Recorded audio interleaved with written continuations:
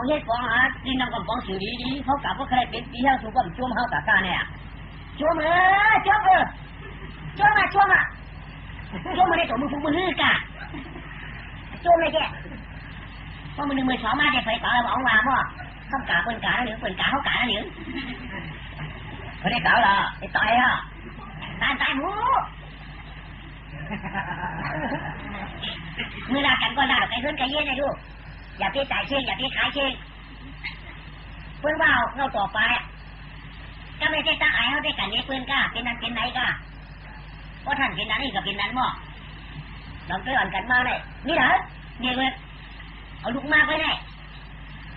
อ๋อchủ yếu thằng họ cậu mía này này mỏ mía gì đây má có à mai à này mai dân đi ra rồi mai dân như nè nguyên tiền đấy à cái gì cả nha đâu ở đâu cả thế này nãy sạch thế vậyจะ làm đồ ẩuละชุดที่อันสูงด้านนั้นอันต้นนี้นะเชี่ยวมาเนี่ยลูกในมันต้นนี้ก็เชี่ยวมานายสเกลต้นนี้นะหมดที่มันมาหลายด่วนมาตอนนี้มันไม่น่าหลวนแต่นายเห็นตัวนี้อ่ะต้นนี้น่าหลวนเชี่ยวมาเลยนั่นcó tên cạo mía cạo gì ăn nào lúc này cô ma có tổng anh cho lục cậu cho lục chú này lục ní này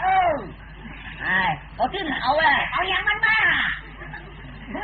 alo thì có khúc cái đó na chặt kia cầm na có chú chặt kia tận nan có tên na chú này tới đi ปิด rồi làหาได้ไอ้ลูกน้องตะเตี้ยเขาละเขาหลักสูเต็มอยู่เนี่ยที่อะไรสูสัมพอนเจ้าน้ำตั้มตัวน้ำแข็งน้ำตั้มตัวเนี่ยตายหันไปตายน่ะเขาจ๊อกหัวเขาจ๊อกหัวเขาได้โอ้สูเนี่ยจ๊อกติ๊กจ๊อกไม่ยุ่งเหยิงตัวสูกะในห้องจ๊อกหัวจ๊อกเก่าไอ้พวกเขาเห็นมีเห็นเขาเนี่ยเขามีเขาตามเขาติ๊กหูยุ่ยตัวตามสูมาฉีเขาเก็บเขาลุ้นลูกน้ำลุ่มลังหรอเสือหันหัวมาของเกิดขึ้นมาย่ามจะเล่าน่ะเจ้าปนามีลูกปนามีอูเอาแหละเขาก็มีคุณพ่อยะคือเจนาชัดเจนไว้ใจดีถ้าไปจะปี้เขาเลยเย็นแต่ถามก็จะลูกมาได้หนาวไหม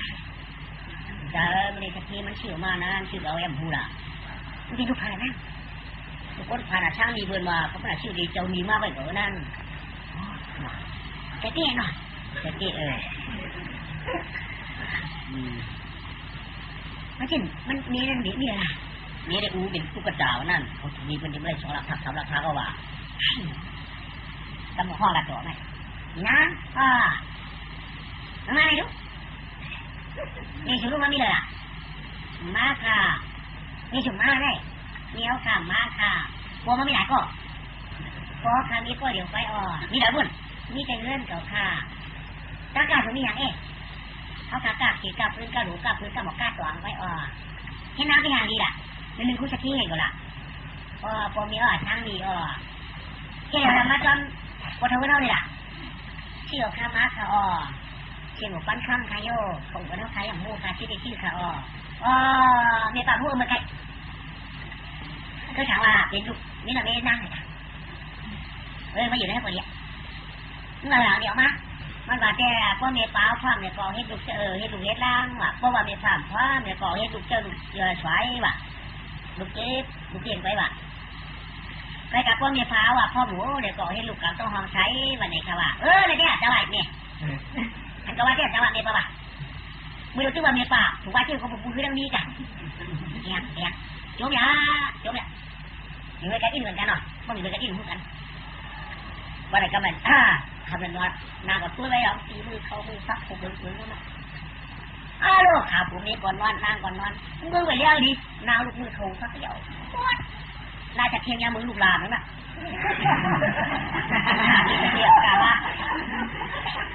นี่จะเทียงกับกามานายจะช่วยนายจะเทียงแบบลูกหลานได้หรอมั้งไหม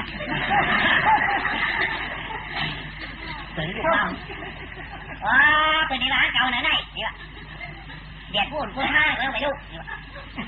ถ้าว่าพอปืนว่าทางนอนดึกเดี๋ยวลูกละเข้าไปตั้งหูพักไปตั้งมือคึกที่ไหนเนี่ยเจ้าก็ชุบมดก็ผมไม่เอาหนัก น่าจะเทขุนขันออกมากครับเนี่ยผมว่าอุ้ยหมวกเขาไว้หวังหมวกกำผมเนี่ยกูอยู่วังตั้งเดี๋ยวเห็นมันหัวไปไม่ได้กลับจังหวัดกูเลยวัดพักกูเนาะได้พักเงินมาชุบมือหลังมีจ้าน่าจะเทวันบ้านเนี่ยวันให้พักเนี่ยเอากิ่งไว้ตีเลี้ยงเลยทำบ้านได้ทำ2 นิ้วตีเลี้ยงเลยทำบ้านได้ทำ3 นิ้วตีเลี้ยงเลยทำบ้านได้ทำ4 นิ้วเย็ดกันเฉยๆมาเที่ยงจิ้มอ่ะโคตรกินจิ้มพักก็เฉยๆเชียวหวานมาแล้วที่จะเทเก่ามาได้แก่ตันได้ไว้แก่ตันได้ให้พักเป็นหวานว่าหวานทุกคนฝันเป็นหมกให้พักเกใจว่ามาเป็นลูกเจ้าที่จะเทอยู่เวียนตีอยู่เวียนอยู่เวียนมีโอ้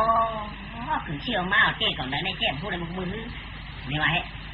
ปัดเนยก็เป็นนั้นปัดเนยก็เป็นนั้นจัดเต้ามาน่าจะเทไปตั้งหลักน้ำกันหลักน่าจะเทไปตั้งเสียงน้ำก็ได้ตั้งเสียงน่าจะเทไปตั้งชื่อหน้าเพราะชื่อน่าจะเทไปตั้งตั้มหน้าเพราะตั้มเต็มน้ำเต็มเขา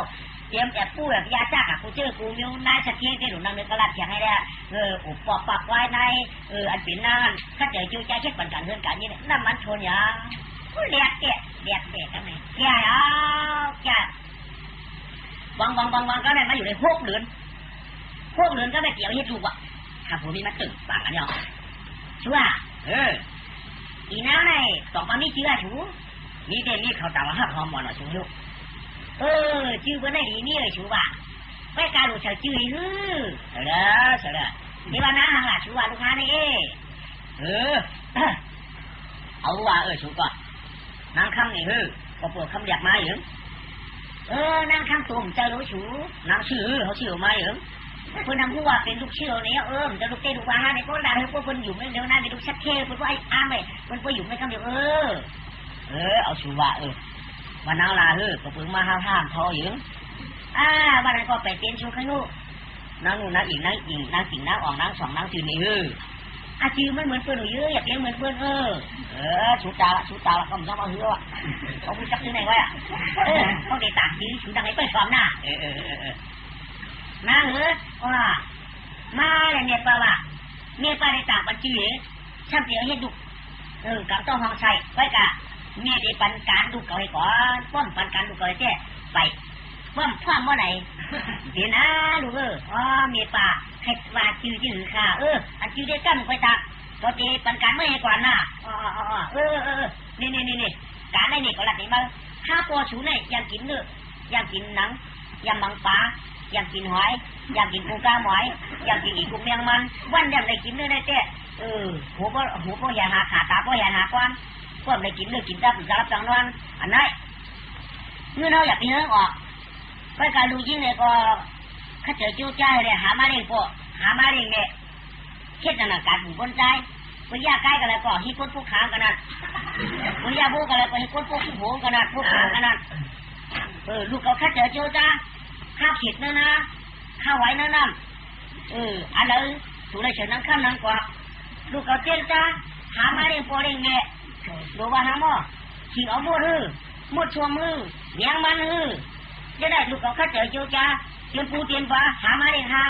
ก็เป็นดูคาราฮะเนี่ยที่หักขาอยู่สองลูกก็เป็นไรเมื่อลูกก็เป็นไรเนี่ยเต็มเลยว่าเป็นลูกเต้ลูกเมียทัดเทมีปลาทัดเทการเชื่อมีปลาทัดเทปั่นข้าวเขาเฮ็ดได้ฟ้องป่านยาวฟ้องป่านให้ลองเลยปานาที่ปาตาถ้าเราถูกเปิ้นตายชายเจอเปิ้นชิงจะได้มาเลี้ยงชายเจอเฮาค่ะจ้าการเท่านั้นกูสั่งกูมิ้วผู้ใกล้ตักอีกเนื้อหนังจ้าการกูสั่งกูปืนหน้าไว้หน้าป่าหน้าเจ้าจะขาดฟ้องป่านกูสั่งกูมิ้วขยาวขามเฮ็ดค่ะมีปลาทัดเทคงบาขามเฮ็ดได้มีปลาทัดเทลึกมือก็ขาดเอมือค่ะเจ้าอยู่ก็ข้าอยู่พ่อข้าว่าเป็นลูกแก้วลูกยอกก็ข้าที่ได้เป็นลูกแก้วลูกยอกก็แก้วอยู่กันไหนพ่อแทนค่ะเดี๋ยวก็เจ้ามือก็ข้ามืออะไรอยู่อันนั้นใช่ข้าเมปาพ่อว่าเป็นลูกที่ล้างเจนก่อนเพียงค่ะเป็นไรใครเอาตอกแสนเอิ้นโครงการมันในใครเอาเป็นไรแน่นอนเป็นไรเนาะเป็นไรค่ะเป็นไรก่อนเป็นไรเดี๋ยวจะล้างเฮ็ดก็เป็นไรก็ว่าเป็นไรก็ทำไม่แท้ทำอย่างการนึงเปลี่ยนคนมาใหญ่แล้วมาหืมเจอดูหมอเมียปาว่าพ่อกะชื่อกะขายนะกะพ่อในเจ้หลูโมนางเนื้อเต็มได้ชื่อน้ำทำไรกินน้ำนางเนื้อชัดเต็มได้ชื่ออะไรกินอันไหนหนูได้คัดใจเจ้าจ้า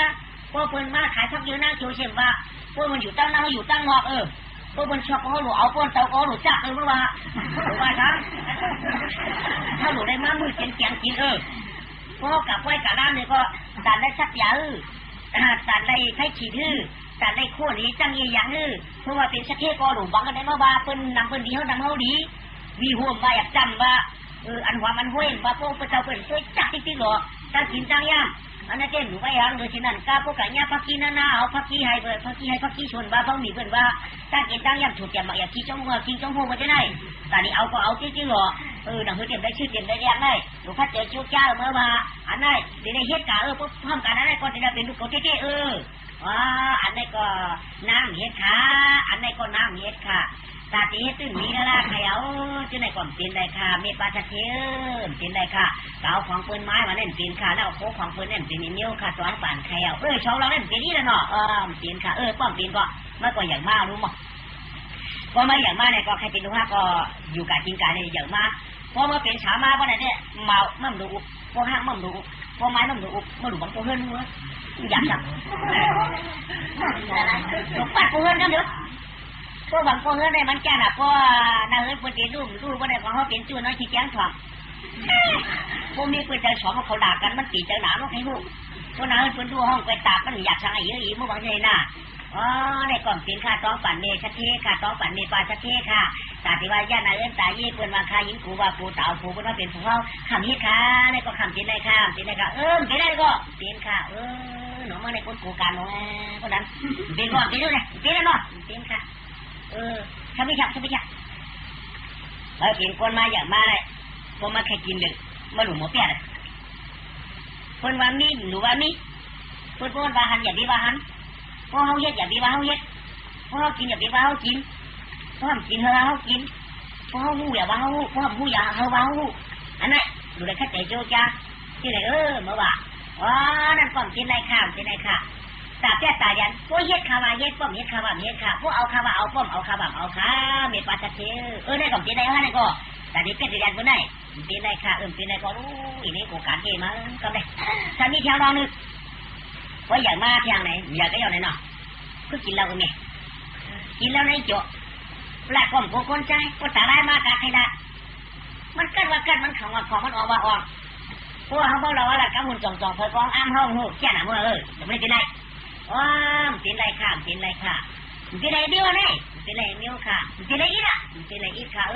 พวกผมกินไรก็ตามปันจิ้มเบาฉาปันจิ้มดีเมื่อยนางข้อว่านางสีแรกกันข้าวตีน้าอย่างเลยน้าสีแรกกันข้าวตีกับชุมเขาต่างกันเนี่ยว่ะ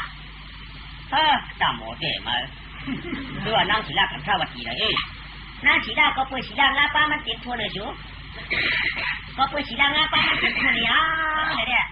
หนึ่งสาวเปิ้นตายสองสาวนักควงนายชันตองเลยโคตรขี่โดนมุกจะ5ตุลาเจ้าการที่ได้มันอย่างนี้ได้แล้วได้เขาคาต่างก็แล้วนางสีแรกกันข้าวตีมาในบ่หมดต่างคนเดียวตัวเมียวกำไรดีบ้างกำไรจะมาเอาเห็นลูกเห็นได้นะลูกลูกใช่มันนั่งเกิดออกมาชูก่อนในสาวนักสีดากันข้ามาตีนี้อย่างมันน่ะเจ็บมือเทเขาเตะกันไหมนั่นนะสามารถเทียนใจได้ว่ากว่าปื้อปานกว่าปานเมียนั่นเหตุการณ์2 ว่าพันต่อตากำไรเขามาเป็นลูกเจ็บสะเทือนกาเขาว่าเป็นลูกเขาต้องใช้ไรสะเทือนยาวอะไรก็ดีย้อนอักขวางเฮ็ดสวนทำยังไงก็เด็กมีชวนยันก็เลยข้าจะโจใจยันเอาข้าพวกกับเมียเขาเนี่ยตัวปัญหาที่ชวนค่ะข้าที่ให้ชวนอ้อยดวงชวนกล้วยชวนตั้งกินตั้งย่ำมาแล้วไม่กินสะเทียก็อักความว่างฝันมาเนี่ยฝันเงินมันเต็มทัวเนี่ยมันเอาข้าจะโจใจเฮ็ดชวนเอ๋กำลังชวนพอเฮ็ดก่อนพวกไก่เลี้ยงว่ะแต่เฮ็ดที่ถึงคือฝืนใหม่มันน้ำไก่นะลูกเฮ็ดชวนอ้อยชวนกล้วยชวนอ้อยชวนกล้วยชวนอ้อยเฮ็ดได้กูปีสั่งมาได้12พอเฮ็ดชวน13เฮ็ดชวน14เฮ็ดชวน15เฮ็ดชวน16เฮ็ดชวน17เฮ็ดชวนก็ย่าเอาดูกล้วยหนังกล้วยอ้อยหนังอ้อยกำอ้อยอ้อยกำอ้อยแคมอ้อยขวางอ้อยจะกล้าอ้อยกล้วยจะกล้ากล้วยกล้วยอ่างอ้ายอารมณ์ง่ายๆอันเดียวก็กล้วยจะกล้วยหอมกล้วยลับแขมกล้วยนิ่มมือน้ำกล้วยง่ายเห็นกล้วยง่าหมูกล้าเป็นกล้วยหนูกล้วยไหนกล้วยไก่กล้วยจอนะบ่ชวนเลยสิครับเลยชาไปกล้วยหอมกล้วยฟ้ากล้วยนิ่วแค่ไหนเอากำไรตั้งกินตั้งย่ำหนึ่งจังว่าหมักขึ้นหมักพื้นกินก็หรือขายผมเชียงเจ๊กำไรตั้งกินถุยมันยังปักถุงเอาเขากับเขาเขี่ยเชียงก็คือปลาหมักอยากถูกอยากฟักน้อยแต่กล้วยเขาจะนำกล้วยเขาจะเราขายเสียเลยแล้วเราก็ไม่ย่อน้ำมือของนายทำมิตรราชของโคบอกหัวมาตลาด2 คอกันไหมที่ตั้งโต๊ะมีตลาดคอหนึ่งที่ตั้งออกมีตลาดคอหนึ่งว่ะ ก็ในปืนที่ดิช่างล่ะก็ในมาค่ะหรือในเจ็ดบ้านปืนที่หัวตราตัวเตี้ยนี่บ่ตราตัวเตี้ยนี่บ่ตราที่ตัวนี่บ่ปืนที่หัวตราที่ตัวบ่มีตราสองคอปืนที่ชุ่มดูนี่ตั้งของวิ่งนี่ปืนที่ชุ่มตั้งของวิ่งย่อก็ในพวกบันหัวบันโคตรได้กว่าเด็กเจ้าตั้งขายในคนน้ำไหนอ่ะปืนที่หัวตราที่ตัวน่ะตั้งของกันปืนที่หัวฝั่งลงตั้งของเต็มหน้าฝั่งไว้ตราได้มีสองคอไว้ตราติดตัวไว้มีสองคอไว้เพื่อกับพวกเดี๋ยวโหดเจ้าตาขายนี่มันขาดน่ะหัวไว้นั่นน่ะตาขายได้น้ำหนาวลูกเป็นจานได้เปิดขายได้ไปหัวหน้าก็ย้อนหน้าข้าเลยกับสอมตราว่ะปมเมียวค่ะคาลุยิงย้อนหน้าข้ากับสอมตราค่ะเหมือนได้คนน่ะก็ในปืนก๋วยเอาหน้าก่อนจะได้กินเขาแล้วก็ดับพวกเดี๋ยวโหดเดี๋ยวเจ้าว่ะป้าเปิดทำปืนไปโหทอดทองกลางวันเชียงตั้งใครไปตัวไปขัดเชียงปืนไปโหปัดว่ากลางวันหาเจ้าปืนค่ายปืนเชียงโมดังโอ้กำเนิดพวกใครมีกระลังกึศคอยตันคือเรานี่บ่ปืนพอตราติดตัวกันนี้มาค่ะหน้าปลาดุงเอาเขาเจ้าจ้างเชียงนั่นถึงชื่อเมืองข้ามปราณาจีเจื้อนชื่อยาตาถอมตราติดตัวสองคอได้ก่อนกันมาเปิดถอมค่าชุดมาจังห้ามนำค่าใจก็ไม่เขาชุดเขาชุดคนเจ็บเหนื่อยมาเฮ้กินตั้งตุกในหัวตามีคอหนึ่งกินตั้งว่าเขามีคอหนึ่งตราติดตัวหนูบอกมันมีตราเพราะมีตราหนึ่งอีกอันกันถอมมันหนักเดี๋ยวพ่อใครอยากก็ถอมดีค่ะคอเดี๋ยวไว้ค่ะจริงมาของคอเขาแหละเขามีคอไว้ดูโอ๊ดนี่แหละโอ๊ดไหนก็เนี่ยพอดีว่าจริงจ้ะเจ้าในจริงได้ออกของดูผมไหมจริงได้ออกกับมีคลองค่ะนางนี้ได้ที่จะได้ถอมตราพอเดี๋ยวมีอยู่คลองเขาค่ะนั่นเดี๋ยวพ่อไก่อ่ะจริงออกของพ่อไหมคุณไปเห็นถอมได้ที่บ้านจริงมันพ่อมากันจริงตราจ้างห้องหลวงพูดว่าจริงในห้องจ้างออกก็กึดนายก็อ่ะรู้กันมา2 วันจะล่างมาไหนแล้วนายชิงตังจานขาชิงตังจานนายชำหมอชำอาทิตย์เปียไม่หรอชำดุกชำก้าวไม่ข้าวเขาคนตังจานอาคารกันจะเอาเขาได้ชับราแตกเลี้ยงเนี่ยพี่น้องเขาคนตังเชียงดูชูตังหมดอันอดจะอดคอมาถ่อมตีมือเนื้อไก่มือเด็ดไม่ได้ต่อกลางวันปวดใจพี่น้องเขาก็คือว่าเพิ่นกองข้านมึงกึ่งเขาก็อ่อนกันข้าจะจู้ย่าไหวหน้าถอมตราสองคอแน่ข้าเขาชิงจังจานหน้าข้างขาดิชับย่างในเขปันอันพี่น้องเขาเปิดถอมเลยค่ะข้าเขาดิชับย่างเขปันอันเป็นตราเอาเขาตั้งทุกนั่นพอมาอ่านพักส่วนข้าพูดอันว่าได้ชูใจเขาข้าตั้งเชียงตั้งหลายเหตุการณ์ทางเสียงบ่เราตั้งโต๊ะซาตาตีออกให้เจมีนั่นนั่งมือเต้นพิษกันกับวัน3 มื้อปานานั่นจะได้พูดเยื่นค่ะเป็นคนเอาคาได้อยู่ด้วยกันกินด้วยกันก็ตัวซาออกมาเนี่ยโอเดียวในจริงที่ได้เป็นตั้งพิษกันเถียงกันอ่ำชินซาค่ะคนเอาคาได้ลองหักลองจ้างนั่นจะได้มีค่ะลองจ้างกันนั่นจะได้อดค่ะพวกอดจ้างกันอย่าตั้งหักกันจะมีมาค่ะสุเจ้าเขาคาลังเสียงผู้มีกันก็ป้อมโอเดียนตัวกันก็ติดแก่กันขยาวพี่น้องกันป้อมโอเดียนตัวกันก็ที่ได้เป็นต้องตั้งขัดยันกันขยาวหนังเขาคาดังสิ่งจะได้โอเดียนตั้งตัวเช้าค่ะพวกที่มีนั่นแค่ตัวพลเห็นว่าโอเดียนสีกำขาในปิ่นชับยันแต่โอเดียนพอกันจังทุกเอาจังทุกเขาพอมาค่ะตั้งในข้อ2ชับเดชับยันนั่นเนี่ยโคกันตราตั้งออกอันชิงตั้งออกเพราะนั่นขยาวกึดอันวันไหนเป็นคนเฮ็ดสั่งก็เคยกึดได้กึดจะได้อันนั่นค่ะอย่าไปลงตีลืมสีกำค่ะเขาขายเฮ็ดหน้าผูกเจียงมันเขาขายเฮ็ดหน้าได้ป้อมคุบป้อมกึดจะได้นาวค่ะนั่นมันตียาวป้อมกึดจะได้ในลุ่มหน้าเทียบก็ได้จึงแต่ที่ได้กินข้าวมันดีกว่านี้ค่ะเฮ็ดชาติได้กึดจะได้นั่นค่ะป้อมกึดจะได้ก็ได้จึงมื้อน้ำมากผมเอาลงเอาดึงหมูก็ได้จริงเตรียมได้กินเตรียมได้ย่างขยาวเฮ็ดหน้าฉันนั่งป้อมลุ่มหน้าก็ได้จังย่างเฮ็ดให้หายแคมก็เขาอยู่ยามันจังที่กินข้าวกะวัน3 มื้อน่ะผมมาเฮ็ดการอาเฮือนตาเย่สีตาผมกึดจะได้ไม่เมี่ยงกึดจะได้ผูกก็อันเจมเป็นอาเฮือนตาเย่ค่ะอันนั้นจะได้กึดจะได้เขาพวกกึดจะได้ใครจะถึงก็ได้จึง พี่นันอยากขย่าวอดจริงอ่ะอดกึดจริงอ่ะกึดพวกนี้จริงเป็นคนกับมือนั้นได้แต่ที่ห้าวช้างหูได้คนอ่อนตัวคนหลงนั่นอันเจแต่ที่ฮัตตี้แค่ได้อันเต็มห้างเต็มนี้แค่พวกชูเจ้าเหตุการณ์ให้คุกจะได้กึดจะได้การให้เหตุการณ์นะกึดจะได้การนะชูเจ้าเป็นขวันคนเมืองก็กึดจะได้การนั้นตาชูเจ้าจะได้กินได้หรือได้ท่านั่นแค่จอชูเจ้าอย่าลุกลืมกึดพดชอนคอไปขย่าวลาเมื่อไรชุดปลายหายความลองตั้งไม่เป็นหนังไหนไก่ก็มือละร้อยจังก็มือละร้อยค่ะพี่น้องเขาตั้งเชงเลย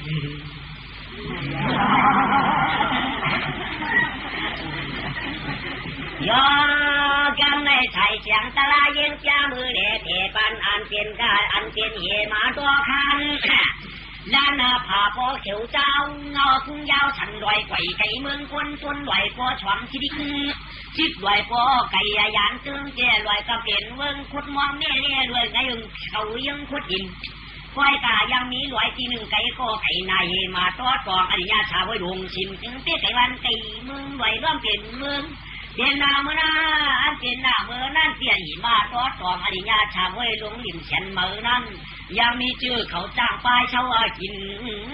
เตียนหิมหิมฮึกงาใจอยู่วันน้ำผ้าจ้างความมีอยู่หาปากเต็มมาเต็มไปอาตัวคันงามมาจอมเดียวความก็จ้างมาจ้างคนความผู้เปลืองจ้างฝึกตัวหนึ่งอยู่ช่างตัวนาชาไว้ลงเรื่องไก่เมืองเป็นเมื่อนั่นจ้างฝึกก็จ้องดัดบันหัวมาบริษัทกรีดจ้างหลายมือได้ก็ตีมือเดียวเมืองคนมือเดียวเมืองคนกินไงย้ำใช้อ่ำการรู้ก่อนเย้าอ่อนการกินเช่าตาอ่อนการกินเช่าตาประกาศเปี้ยวต่างหลายอ่อนกันเช่าเนื้อหลุงไหวตัวตาไม่หงช่างกันกวงไว้กล้าตัวมือเมืองคนรู้ก่อนมือได้มือวันก่อตามือวันก่อยาวมือก่อชาวันก่อชาวว่าเมืองคนเหนือชีวิตมวลมือได้ก็ตีมือเด็กพื้นที่ก้าวริมตรงคุณประดานก้อนนู้ก่อนเนี่ยก็ไม่จำหักจ้าเถอะนี่มีหิมะตัวด้าการปวดมันตะเปียมีหาปากปลายตูบ้านเจ้าไม่มันเจ้าหลักกับตะเปียมันว่าวันนี้มือเด็กมึงกวนนี่ว่าเปิดการสูบเปิดในน้าอยู่ในหลุมนึงคือเปิดต่อหน้าคำชูของมาอยู่นี่มันจะรู้ว่าเนี่ยมันเจ้าก็ขึ้นบอกมาเนี่ยเจ้าก็มาวันนั้นเพราะว่าการเหนือมาเนี่ยมันจะมากันอยู่กับมาก็ไม่ปัดปลงมาก็ไม่สมัยหญ้าชุนอ้อยหน้าเนี่ยก็ไม่พวกหญ้าชุนอ้อยนั้นเนี่ยเดี๋ยวก็มันก็ไม่กินอ่ะกินอ้อยกินกล้วยถ้วยผักปะจากผักน้อยใช้ถูเตียกมองมือเข้ากับตักผักปึ๊บกินเยอะๆกินขี้กินเยอะๆกินขี้ที่นั่นฉุนนั่นจะป้อมขึ้นจันทร์ช่างกลางวันก็ใจมันช่วงเมื่อคอยโม่นตัวตามเป็นยาวพวกกำไรตามถึงด้วยกำไรน้าในกระถางตราปอกมาเดี๋ยวน้องเขาเนื้อก็ใครกินที่เกิดเขาเนื้อก็ใครกินไม่กินเขาเนื้ออ๋อกระถึงพอไปกึดอันวันนั้นเขาเฮ็ดชนลงไหนก็ไปกัดตัวชนเนี่ยเจ้าโดยกึดจะได้ชนเขาเตะน้าเนี่ยกินเขาเนื้อก็เรากัดตัวชนตรงนั้นเรื่องกัดตัวชนเราจ้างมากกว่าเป็นมูเราโอ้เรากัดหอมตะลานเนี่ยแกพวกว่ามือวันแกเนี่ยพวกว่าอดพวกกับอดได้หลักเขาอยู่ชุบกับคนไงซื้อเมียกันเราคนหอมตะลามาหรอกึดหรือจะได้การเขาอดหรือก็ตัวชาเขามาหันเจ้าลงกินขี้อยู่ชนเขาได้พวกกับอดในห้องเราได้ผีก็ยินคนก็ยินเนี่ยคนก็มาปันช่างเก่ากับด่าเฉพาะเชียงตั้งวันก็ผีเด็กมาปันเก่ากับคนก็เด็กมาปันช่างเก่าเพื่อกับมันกินเชียงกับคือดุได้ดีเนี่ยคือมันกินอันออกเนี่ยก็รู้มันจะเขาหาไปหาแบบจะนางดินหาไปเนาะนักกับนักกันหรืออันนี้จะเกิดขึ้นผูกเพียงเอาไปน้ำวันไหนได้เลือกกินอันมันขี้หลายอย่างนั้นถ้ามากินยันน้ำยิวจ้างมันลูกก่อนไว้มันอย่างนั้นกินชุบมันชี้เลยกว่าสาวไหมเลือกกินมันเติมเมี่ยวดีกินเครื่องเตียงอย่างนั้นจะไงวะอันเมี่ยวดีกินมันหมักไปเตียงนั่นพวกนี้ก็ไม่ได้สังเกตสัมผัสว่าร้องลูกมึงผีต้องขี่กันลงมาโต๊ะเฉื่อยมือนั่นก็เหลียวกันลงมาโต๊ะเฉื่อยก็เหลียวเอาหน้าเลยกัดมวยสลามข้างกว่าก็เหลียวอ๋อเคยกวาดมาอยู่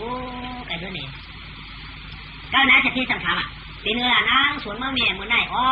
เจ้าเอาเดี๋ยวเสียงโมเราค่ะตีเนื้อมากกับทำตราเนี่ยอ๋อขึ้นจะได้ตีขึ้นจะได้ค่ะตราไปย่อมจังมาใครอย่างนี้เมื่อไหร่โคล่ะข้ามหนาข้าอุดเอาข้าอ้อตราจิงตั้งตู้ห้องว่าอุดเขาบ่าข้าบอกกะลากลาจิงตั้งตู้ว่าแดงข้าก้มหลับข้าเกมีเจ้ามันหนอกคนทำตราเนาะมันให้แดงผู้จะได้เขาได้ว่าได้2-3 เดือนมาผมเรื่องน่ะเดี๋ยวไม่เอาเปลือกไม่นายชัดเจนเลยเจ๊ชกหมดเจ๊แกร้อง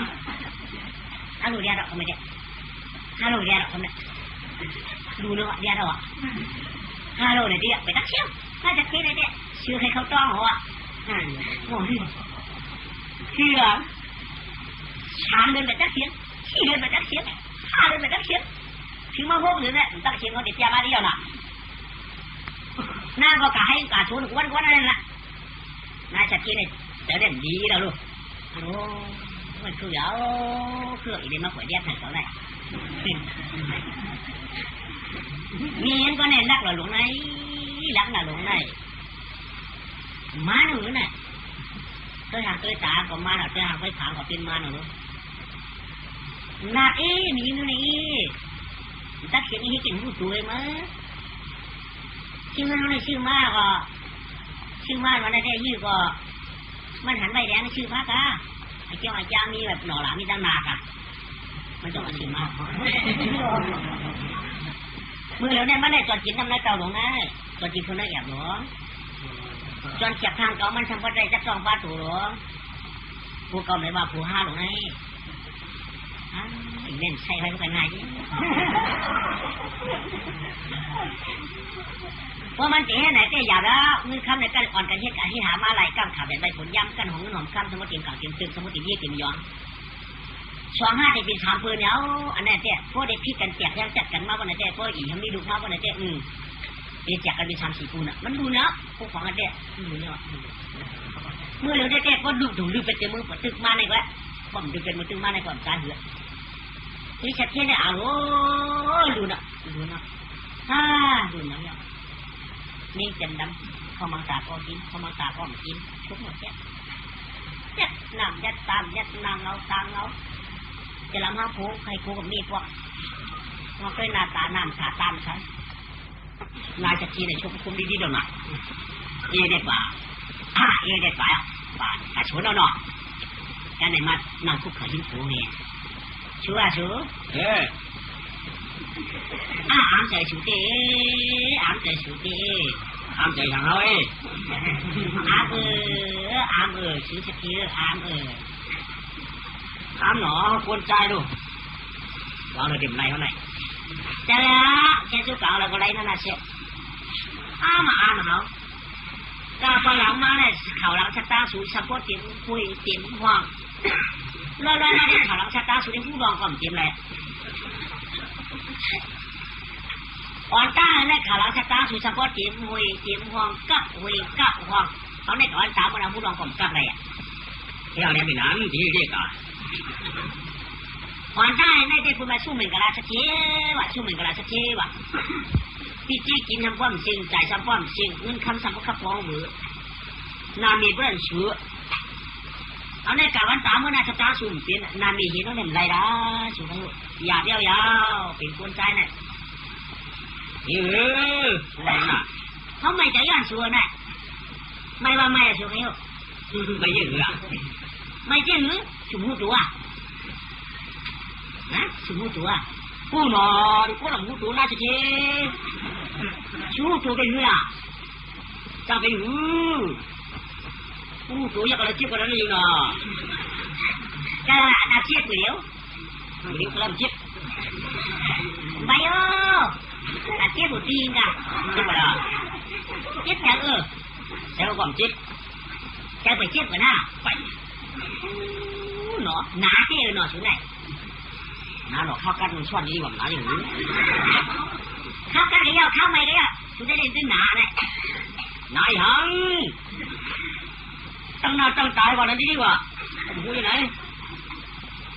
ชูขึ้นผู้อีนั่นไงผู้อีนะมันจะตัวชูนู่นหน่อไปตัวไปนู่นหน่อตัวยัง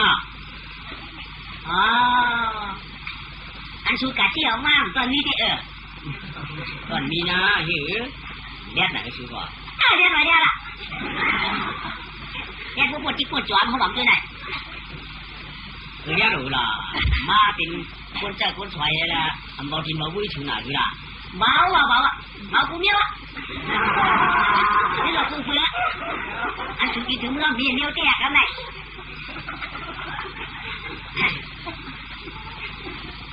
ชุดแตกเอามาได้ครับฝันเขาเบาแตกเบาเจ้าล่ะมันยังไงมันเฮ็ดเมียมันเฮ็ดเมียวนั่นน่ะ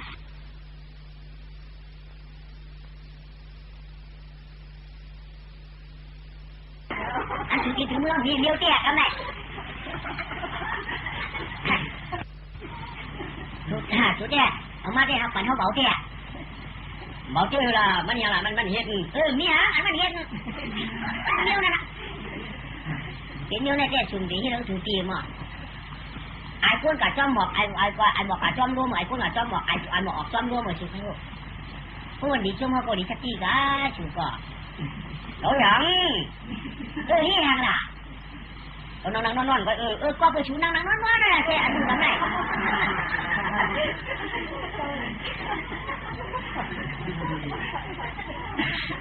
กับพิษยังล่ะพิษทางหน้าอันพิษที่มันพิษทางหน้าสิบางสตาร์ให้นั่นสตาร์ให้เพิ่มไปเฮ็ดกุ้งจุนกันเลยเฮ็ดทุลักกันเลยหลักไอ้แก่มเจอนะหลักเอาเนื้อได้ในไว้น่ะส่วนเอาที่ตีนอนนี่ส่วนสังตีนอนหลักอย่างที่ตีนอนน่ะหลักที่ดักวางมาผมจะติดหวังเฮ้ยสุดาชื่อด้วยแต่เขาหลักชื่อหลักชื่อเด้อพิษใจโย่พิษใจเสียงอ่ะเขาชนะชื่อว่าชุมกูว่าชุมพิษใจเขาหลักเด้อพิษใจเสียงอ่ะมือเดี๋ยวไหนอีลูกข้าไหนเอามีมาไว้นั่นลูกว่าชูดูทางถูกย้ายนาชัวเอามาไว้ที่ฮะไม่มีเนี่ยมันพันมือมีเดี๋ยวมันไปดูเลยหนาวเยอะกว่าเราไปทักอื่นมาเลยนี่กัดหัวเลยโอ้เคเดี๋ยว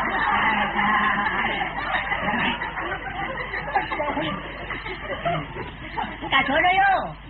เมื่อกลับมาเลยเรื่องหันป้ากับเมียโอ้โหถ้าถามป้าถูกนะวะอันนี้มีอย่างมามีเมียมีผัวมีอย่างหมูเราได้มาตัวมีอย่างน่าพูดด้วยไงหนอมันปลาขาวหนอปลาเยอะหันยิงทำไมพูดดีกว่าหนอโอ้พวกนี้ก็เอาหมีมาเลยกำในเขาหลักชื่อลูกค้าไอ้มาเนอะชูมาเนอะฮะมาป้าได้เท่าไหร่ป้าได้ไหมหุยนวดเลยล่ะชัวร์นวดดินดอนมันเป็นไงหนักก็วางสูเขาพิมพ์วางสูจริงมั้ยล่ะนอนนั่นแหละสูส่วนนั่นนอกอะไร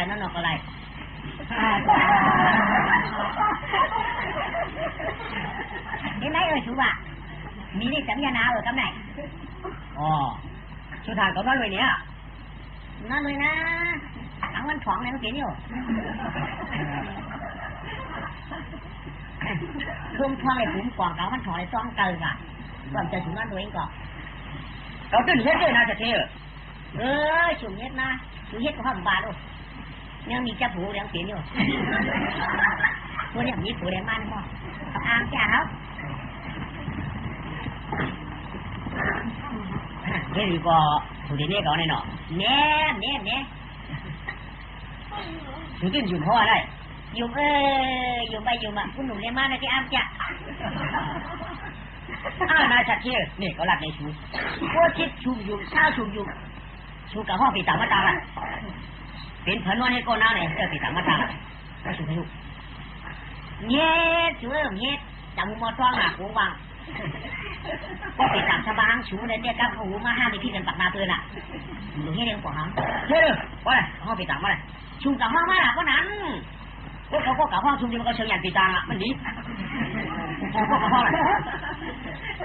ก็ปีตามมาตาถ้าประกาศตามนี้ชูเชิงอย่างกันมาตั้งอ่ะชูที่วันไหนอ่ะว่าละชูกันละเชิงอย่างอ่ะชูเคยว่าละกำเนิดเจ้านะไอ้เจ้าไม้ก็ยังหูก็จะดูจ้ะไหนตุ๊กแต่จอกกวากันวางกัน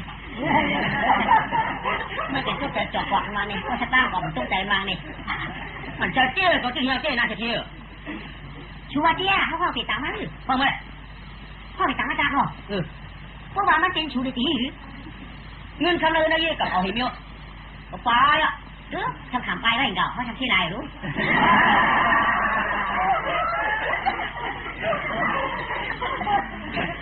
ว่าชุบปลาทำในช่วงวันกาอะไรกันวะมาตัวมาตีให้เวลาไหนตากมันก็เข้าห้ามตากมันก็เข้าทำห้ามมันไหน มีลายนะเนี่ยนายคนใจคุณบอกมียิงหรอ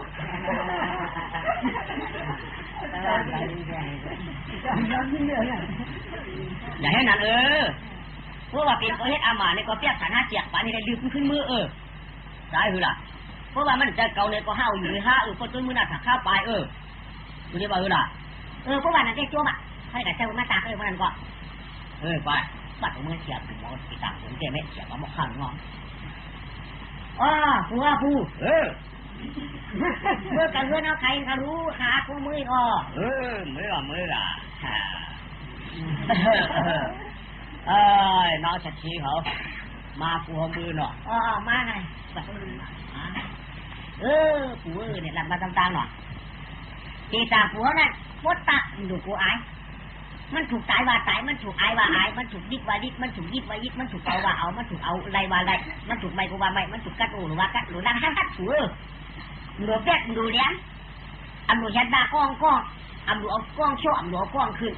เนี่ยตีตากะลาตากมาได้หนูดักแดงจ้างชื่ออะไรจริงแรกนั่นแหละผัวว่าเห็นนั้นเฉียหลานยิงใครเขาเฮ็ดกดยิงเงี้ยวใส่กว่าเขานั่นนั่นแค่ขจุ้มน่ะคือมาอะไรมาครับผัวมาไอ้ทำไมหรือเนาะผัวกินข้าวม้าเนาะกินเนาะหลานจะทีหนูห้องเขามาเนี่ยหนูจับจริงเลยใจเลยค่ะไอ้ว่าไอ้ตัวนั้นตายไว้ค่ะนายชัดเจนค่ะว่าเมื่อเดี๋ยวนั้นเมื่อพี่ผัวมาเนี่ยเพื่อจับไว้กะลาค่ะข้ากะเอาไม่ยิงมาในเห็นหรือเอามาในพวกผู้เขาตากด้วยมันมาเนี่ยมันมาดีผู้เขาตากด้วยอันมือเดี๋ยวนี้มันจะจ้องปลาตัวผูเปลี่ยนเผยก็เลยนอนด้วยผู้เขาตากด้วยตาชี้เขาอ่ะจับไปสองแหละเนี่ยหลักชื่อค่ะมันนั่นคำว่าผัวจอมต้านให้อ่ะหนูผู้ค่ะก็มีกันไหนอ่ะเรียนค่ะผู้ค่ะไม่ว่าเป็นผัวผู้งานมาไงอ่ะตาขึ้นเลยนายชื่อมาสีปันคำมันนายเจ้านี่ปันหนึ่งชื่อปันชื่อตาชื่อมาตาปันหนึ่งตาเป็นเจ้านี่ล่ะ3 ปันห้องพันบาท2 บาทจ้าในดูทุกกระจานะอยู่มือหลับมาวัดจีไว้กับมาอยู่กันไหนหลานจะเที่ยวมันนางจะปลอบปลาตูเนี่ยมีผัวนะมีผัวเป็นวันขลาปูเมื่อวันเหลือชีเป็นม้วนนั่นจะกวนวะเป็นจ้างมากินคู่สวนมันอ่ะก็ได้จ้างมาอยู่คู่สวนมันเหี่ยวเนี่ยมันนั่งกับกินหายเนี่ยนะอยู่จ้างอันลงมาเตะเรื่องสันตินั่นเป็นสภาสภาร้องเขาเจ้าวันไหนลุ่มลายดีๆนะอยากเก็บไว้เป็นว่าแต่ถ้าอย่าลายอย่าพ่ออย่างย้ำนะเนี่ยดีมากแค่มาชูบารมีที่ชัดที่เขากัดกาอย่างบ้าทิ้งดีละหนอเห็นไรชูเนี่ยเราทีทำเนี่ยชูงูอย่างแล้วเสียเท่าไหร่นั้นเขาอ้ามแก้ววันนี้นะหลายหนอจุ๊มอ่ะฝันคำจริงเจ็ดคำมือขึ้นเขาก็เอามือขึ้นแล้วถูกมาเขาแหละจะที่มาตาอยาปูน้ามาตาไปพอน่าจะที่หรือเปล่าดูยังไงยายพวกกาชนเจ้าเมื่อไรเจ้าเขามีลูกอุกกันอีกก่อนกัดด่ามาส่องมาดูยังเหรอมาก่อคนต่างทีมเนาะที่ต่างตั้งนางต่างยันอันนั้นใจเมียบ่าเขาเปลี่ยนขาหาเปลี่ยนเข่าเขาค่อยก่อนบ่าการนานมีปานหลังมันก็ไม่ให้การเรื่องการเยี่ยวเนี่ยก็ทำเพราะจริงๆชวนเขาก็อยู่มุนชื่อจากอะไรก็หักเมื่อตัดหินตัดตาเจ๊มือเลยไว้กะมือเดี๋ยวนี้ก็มีได้ใครทำลูกเขาอันลูกเขารวมเจ็ดฉานะมันเปลี่ยนเผอเปลี่ยนบอกก็เลยอันดูยิ่งก็เลยคุณในเรียนแม่งเปลี่ยนก็เลยมีเผอค่ะแม่มีเผอหน่อยมีเผอค่ะเจอวาดิงวาลาปัจจิกว่าจะดีสามารถได้ไหมฮะได้ค่ะมันจะสั่งลูกสั่งสู้สั่งใส่เขาจะได้หน่อยใช่ค่ะแต่มันจะสั่งอาหารจะสั่งซ้ำเขาเจอไอ้ออกไอ้สองไอ้มู้ให้เล่นได้หน่อยใช่แม่เผยก่อนเจอหน่อยไปกะดูยิงเขาแหละปันนี้ชื่อเนี่ยอันนั้นเลยลูกก็ง่ายเนาะปิดบ่ามึงเหรอปิดพวกหางมึงเหรอปิดพวกไม้มึงเหรอปิดพวกเหินกันเลยเนี่ยก็น่าปันนี้ อ๋อข้ามได้นอนลุยผู้ชายค่ะลุงมีอ๋อได้นอนเนาะหมักตาหันกันได้ตุ้งเตื้อกับดินปิ่นมากันเนาะที่นั่นกล่อมพวกค่ะอ๋อเวลาก็กล้าใกล้มาเด็กขี่ใกล้มาเรียนนะไม่ปอกค่ะอันจะเพื่อนจะมาอยู่กับกระชวนเนี่ยกระชวนกล่อมกาค่ะอ๋อเวลาก็ที่ได้รู้ยิ่งก็เอาปุ่มม้วนๆมาน่ะสินย้อนน่ะสินเท่นเต้นมาน่ะอ๋อนั่นเจ้มันเป็นเฉพาะว่าจ้างสินมาใครโยมีอ๋อยังมนต์เคยจับภูมิมีผู้จังมั่นก่อนเนาะใจอ๋อนั่นก็มือหูเขาค่ะอันนี้ปืนจะแค่ตาหน้าแลนดูยิ่งกับปืนอะไรอันปืนมาได้มือกินอ้อยกันเอ้ยฉวนนั่นก็ให้เขาอ้อยมือเจ้าย้ำผวนในคันเป็นน้ำย้ำมาเชียงไงข้าวเขากินนี่ก็กัดขันกับมือนั่นค่ะอ้อใส่มาหกเดือนแล้วค่ะรู้นั่นเจ้อันในอันนาก็ดูยิ่งอยู่ไว้ไว้กะอยู่ไหนก็ปัญญาเมื่อน่ะเพราะว่ามันปวดออกมาเลยจะวันขุนหน้าเขาจะซื้อห้องทำนี่ก็รู้ว่าเพราะว่าก็แล้วก็เต็มถูกเพื่อนว่าทั้งซ่าเนี่ยก็เต็มถูกว่าทั้งสู้ก็เต็มถูกว่าทั้งออกเลยก็ถูกว่าคือกลางเรื่องที่ไหนก็ได้ไปถูกพวกว่าคือกลางเรื่องเดียวงูเพื่อนในห้ามดูเนี้ยนี่ว่ะถ้าดูเลยว่าโปรชเทเนี่ยเขาเรียกว่าจ้าอันนั้นอ๋ออันนั้นแจ้พอชักเที่ยวยังอ่ำที่เนื้อเต้นหนังคารุมเนื้อเดี๋ยวมือเอาข้าไม้ได้มาอยู่ได้กินนั่นเนี่ยปีป้องสัมปะเลเป็นเฮาเกเตียวเดี๋ยวมือเด็ดเจ้าเอามาวันนั้นก็ย่ำเตื้อปอกตัวเจ้ามือเดียวค่ะมีหมากตาไว้เจ๊ขยาวพวกตอนตัดที่ว่าปลายมือตื้อคือนะคะลูกก็เจ๊ไก่เจอค่ะเจ็บน้ำตองวันขยาวมีจากที่ว่าพวกห้องมีเฮ็ดเลยทำที่วันนี้พวกห้องมันด้วยทำที่ประกาศเพื่อเจอกับพวกเขาเนี่ยข้าลูกได้เด่นมีโชคบาค่ะเนี่ยว่าด้านไหนมั่มคะแนนเงินมั่มคะแนนครับเขาตีแจกกันเฮ็ด3 ปูน 4 ปูนเมื่อวานลุงได้เป็นชักเทเนี่ยก็ไม่เต็มได้ปูนเลยล่ะนู้น2มันน่ะดูไม่ก็ทำได้ปูนเอาน่ะเดือนนี้ก็ได้2 ปูนครับพอสูได้2 ปูนน่ะครับพอปูนน่ะเมื่อก็ได้2 ปูนน่ะเยอะดูเนื้อก็มั่มพันว่าได้ดีว่าเนี่ยดีว่าอ๋อเปียงค่ะข้าตื่นว่าลาใครเอาเลเปียกก็คำหมอเนี่ยเลเปียกก็คำหมอฉัมบุกค่ะอะไรเนี่ยชุดที่มันเกิดปีนึงแล้วต้องได้ใช้ค่าคำจากเอาพวกใจไหนมาตุ้มมาเจอคารุ่นนี้ค่าตื่นบาคำนี่คำว่าอ๋อเมื่อตื่นวาเนาะว่าค่ะเพราะมันว่าได้ห้ามจิตกันนึกเหมือนคำว่าอ้ามแจกก่อนแดงข้าวตื้อเป็นเชื่อคือคนผ่านของคารุ่นเขาคำจะเชื่อคือคนนี้ค่ะหลวงนี่เนี้ยเขายอมมีเดมีเนี้ยเขายอมปีเดปีเลยค่ะหลวงค่าได้เขาคือคนผ่านอ๋อเมื่อนานก่อนสมัครนั้นการการเมื่อไหร่เมื่อนั้นก็ว่าไหนนะแม่สั่งโจ้มันบอกเป็นขี้ขี้นั่นน่ะไม่น่าจังวะโจ้ได้เลยก็ไปออกวาง7 เดือนมา9 เดือนมาชีพเกิดเจ๊กันแหละเพื่อก่อนที่เพื่อก่อนว่าจ้างก็เพื่อก่อนวางเพื่อก่อนเลี้ยงปัดเกิดมาเป็นคนใต้โลห่างหลีจ้าน่ะก็ไม่แล้วไหนเจ๊จ่าตอนชุมนาลูกสะเทียเนี่ยก็ไม่อย่างลูกร้านในวันร้านสะเทียร้านสะเทียเนี่ยแล้วดีหนักก็ไม่ก็ให้พวกเพื่อนนำไปได้เดินสายมาเนี่ยก็เยอะเนี่ยก็ย่ามือนั่งกัดชวนเนี่ยก็ได้สักทีว่านี่ว่านี่ร้านเขาเนี่ยก็ตีหกกระดิกว่ามือเมียบากาแล้วมือนั่งให้กัดชวนนี่แค่เบียร์กำกับกระเด็นเนี่ยมาปองนั่งกาชวนเบียร์เนี่ยกัดมาชวนก้อนชวนลุ่มล่าชวนอะไรไปเรามาเช่าเขาทำเถอะนะอู่ชำไทยก็ในชำเพลเมียงมากาก็ในนายสักทีชำหลวดมันนวลนวลในคำวันตาเชอผิวมือคำชุกเงือลูกเนื้อลูกห่มพอนวลเจ้าสักทีเท่าผิวมาได้ยินในเตียนใจเจ็ดนะเย็นเนื้อมาอยากปีหมอคำเก่าสักทีอ่อนยาวก็อย่าให้ดิเนี่ยดิเนี่ยเจ้าแม่จะลูกชัดเที่ยวเนาก็เขาตีต่างเขาตีห้องฝันจื้อมาใจอูมานวลตาลูกบาล่าลูกบาดิงลูกช่างจริงลูกช่างลูกเขาเทียบจอมหูก็ตักขาพ่อแม่ก็มาเย็นตาก็ตักขาก็เลยใจเด็กก็มาเย็นตาเมื่อเป็นลูกก็เลยเต้นเอาว่ามันยาเฮ้ยเย็นกาเต้นเอาย้ำสิ่งแค้นก็เย็นน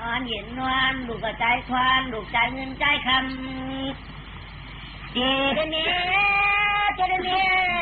คำใจอันเจอเงี้ยลูกช่างอิงช่างลูกช่างชาลูกช่างจ่าคำเจน อย่าเปลี่ยนน้อยก็ยามจริงลาแดคำกลมเจอผิวมาถุงโยลูกไอ้พงลูกไอ้พอง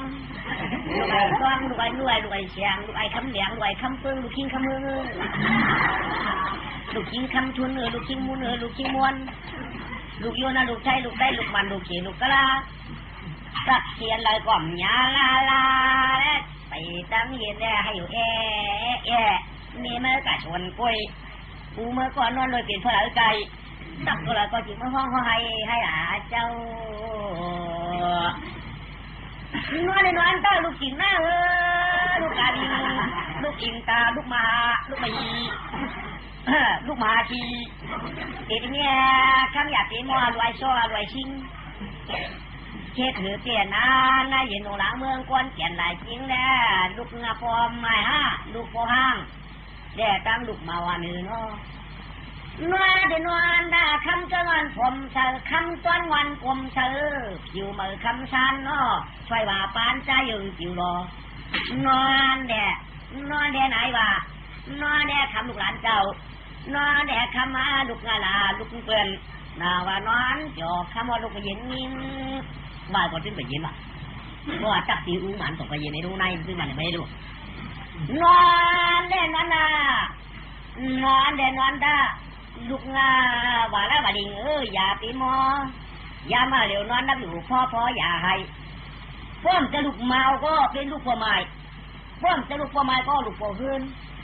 พ่อมจะลูกพ่อหื่นลูกพ่อห้างลาไปไอ้ลูกจ้าเลยอย่าเป็นมอการจังดวงคำเย็นสิอยู่ช่อชมห้องให้จังเย้าเดี๋ยวรู้ไหมไอ้ลูกจ้าไหม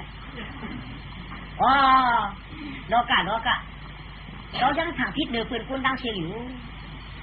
เรายังผ่านทางทิศปืนเชียงก้าทางทิศกลางที่จะที่เงินเขาอยู่ไอ้เจ้าว่าปีต่างมาจากกมันอยู่ห้อยแต่เขาพยันกันในลานห้อยเขาได้เป็นปรีที่ทอยเขาที่จ้อยเหนือปืนได้ไอ้เจ้าหว่ำเจ้าบริวารลาปัจจักรวิชีขมาจังห้อยไอ้เจ้าหว่ำเจ้าไอ้ในไอ้นามเจ้าไอ้ลายเจ้าเย้าลาพวกไอ้ทางทิศเหนือปืนกับเป็นอะไรก็อย่างแต่คุณใจเจ้าห้อยมันเป็นตูชัดเจ้าห้อยจะลูกพ่อห้าจะลูกพ่อไม้ไว้จะลูกบ่าวจะลูกพ่อเฮือนไว้ไอ้เจ้าพ่อลูกนอนรับดิไอ้ลูกจ้างก็เลยก่อนนอนรับสามปอมห้าโอ้ลูกจ้างเจ๊โอ้ลูกชัดเจ๊อ๋อเจ้าเห็นเนาะนายก็เพื่อเขาก็มาเขาก็มีเจ๊ห้องต่างจนสีไอ้นายเขาไว้ชัดเจคือบริการเย็นใจก่อนตามมือน่ะใหญ่นานเขาได้เป็นลูกจ้างเจ๊ลูกชัดเจ๊ว่าไหนได้จะมาอยู่มือล้วนให้เย็นนั่นแหละไม่ทำไมมันเป็นกิจการได้ว่าก็เป็นอู้เป็นเผยมันเย็นกว่าได้ไหมลูกว่ากาแฟแล้วมันถึงเย็นกว่าลูกว่าไอ้ลูกจ้างเย็นกว่าไหมใหญ่มากเมื่อใหญ่มากก็ไม่เขาพ่อมันเฉยจีวพ่อค่าที่กายทำผาราจริงมั้ยค่าที่กายทำผาราอ่ะใหญ่ก็มันใหญ่มาก2 ขวบ 3 ปี 4 ขวบ 5 ปี 6 ขวบ 7 ปี 7 ขวบ 9 ปี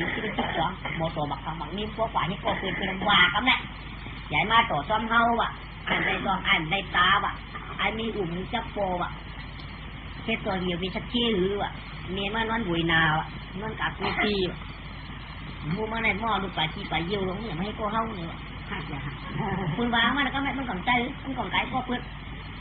ไก่ก็เพื่อนเนี้ยตอนนั้นมันก็ว่าอุปกรณ์ไหนมีเพี้ยหนึ่งมันวนไม่เจอเลยกับเป็นวนไม่จักทีช่างถึงมาชักที่พาที่พวกที่เจ็ดที่เปียกเป็นว่าช่างกาอุกเช้าอ่ะดูยิ่งเป็นเด็กเยอะโปรเมียเป็นช่างเด็กช่างมันนี่อุ้ยใหญ่เอาเนี่ยลูกยิ่งเป็นมองเหงาช่องแฉกมองเก่าอุกเขาในกว่าเปิดไปนอนนี่ยิ่งลูกยิ่งเป็นใครนอนอุกเขาหมักตาใกล้ตายตาล่าลงเงินเฉยลูกยิ่งเปิดได้แต่อยากได้แต่ใครเก้ามันจำเดาหนาห่างดีหนาลูกเนาะลูกยิ่งเปิดไปนอนมาพอเสียงเจ้าเขาหุบขืนมือว่าอะไรฟังกินเขาบ่นตั้งเหย่าเนาะมาเนี่ยหรือว่าไอ้หูจักฟองไอ้หูจักอูก็ชูขามันไรไม่รู้เลยว่าปัดอะไรหาเดินห้างเดินเช้าก็เลยก็ตื่นออกเพิ่นไปให้ดักถึงมาดูมองแล้วได้ถึงไหนอ่ะแต่ย่ามียิงก็นั่นยิงว่านั่งรอบแยกป่ะ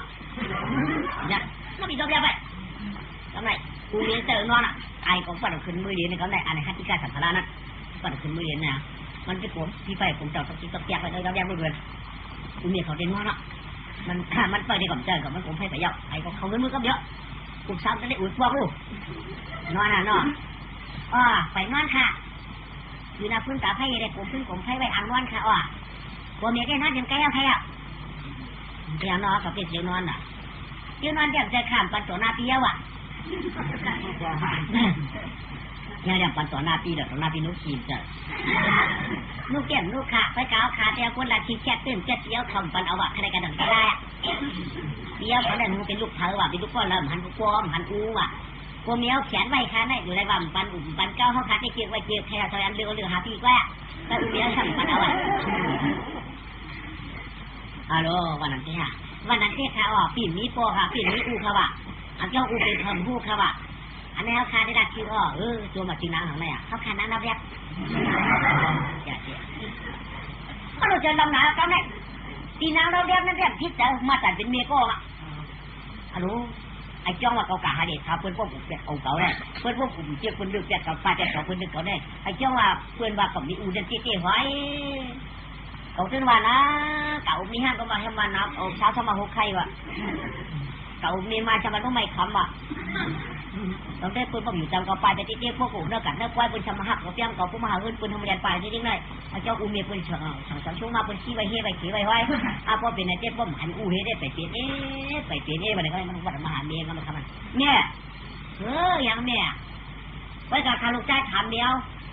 ส้มหนังดองตามคาลูกใจทั่วเป็นก้นมาไหนอูข้าเป็นก้นหลังเมียเหรออูข้าได้มันเป็นเผอเมียเมียละที่ชื่ออูข้าได้ชื่อเป็นที่สังไอสังอีสังเดียวฉังเดียวคนเชี่ยหือเดียวตรีฉานตัวเชี่ยหือโบนั่นเดียวฉังเมียทางปั่นคาลูกใจคาลูเมียใจเมียว่ะเขาเมียเจ๊อ่ำชาดัดเมื่อยาวอันตาหูจักอูเมื่อหันหน้าอูเมื่อได้หันหูจักถ้าผมว่าอูเมื่อได้เจ็บอย่างให้เสียลงสู่หน้าเท่ามีเผอเมียคนดังเบิ้งทำหันหน้าอูเมื่อก็คนดังเบิ้งทำยิ่งเขาอูเมื่อก็กลายเป็นดอกเพื่อนดอกวันดอกเวียนเผอเหมือนหูอามูรองตาอูเมื่อมามันแดดนี่มันแดดนี่เสียปู่หน้าเท่าลงกลางวิ่งไปเมียว่าเมื่อผมเจ้าดามือถามช่วยได้มาทั้งหูก็เพราะว่าเราขาดตัวบักนี่พวกมึงหาเดียงอ่ะบอกมึงเดี๋ยวอยากปู่หน้าเท่าลงก็ตึกนัวติดเนื้อพาก็หูเปลี่ยนมันมุนสมบัติผู้อ่ะไปดูก้าไปดูก้าดูแม่มาเจ้าขนาดใครถามลูกเผยเนี่ยลูกนั่งกันท่าวัดสีเขานั่งขี่ลากกันท่าวัดสีเขาลูกใจหลวงฮะเจ้าอูมาไม่บอกเนาะมาท้าเป็นเพราะข้าเห็นจ้างเลยอูมาเจ้าเมียใครได้ตั้งจ้างไอ้ขันมาเลยกันเลยขนาดนั้นพอมาเจอได้ตัวจ้างเลยมีเขาฆ่าได้กว่ากันแต่หน้าที่เรียนนั้นเลยกันขนาดอูมาเห็นจ้างหมดหน้าแรงไม่ยาชนเมียหูเลยไม่เยี่ยวชนปุ้ยชนอ่อยมากเมียหูกินเลือกด้วยตัวจีกินจะขี่จะไปเยอะเลยมัดเจ็บเป็นมือเนี่ยมาก่อนมาเธอปูมาเธอเพื่อนจะอูขาดของมีอยู่เดียวนี่นี่ก็เลยพูดค่ะนี่ในมือเขาเลยค่ะนี่ในวันเขาค่ะไก่พวกไปในหมอกหลายวันค่ะปูมันว่าหลายวันกะรันกันเจ๊ผีกันก็รันกันอย่างเดียวดีกันเลยเห็นจ้างฮะเนาะจ้างเปิดนับตัวมาเมืองกวนมาจากเมืองชีวิตมุนปีนั่นเองหันพวกเราว่าไหนขลานใจยันกับใครได้ใครก็กูพอเป็นบุกเป็นร่างได้ไหลกับเปียนี่5 บาทอูมาต้องปูเสียร่างหรือลาดยาวปอข้าเจ้าในเจ้าเป็นจ้างมังกรทางในป่าเจ้ยทุนลอยไว้กำในกว่าเจอเขาเป็นอูนางสาวเป็นอูนางในห้างเป็นอูนางใหม่พวกคำไปงามก็ที่เมื่ออูเขามาตำมาจ้างอีกมาสวยชิงกวนนั่งรอเดียวก่อนนี่ก็มีอูได้ก็ได้เมื่ออูตัดกุมเขาก่อนจ้าข้าได้กับจอมไข่เมียข้าได้จอมไข่แค่ตัวเมียบรรพาขลุกใจกำขา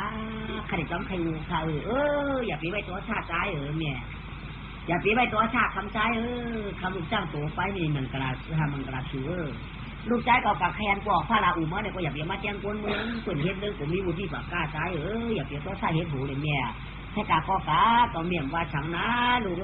กาก็กาว่าในเที่ยวเลยครับนายเมียเขาก็เฮ็ดปันเขามุนกวนเห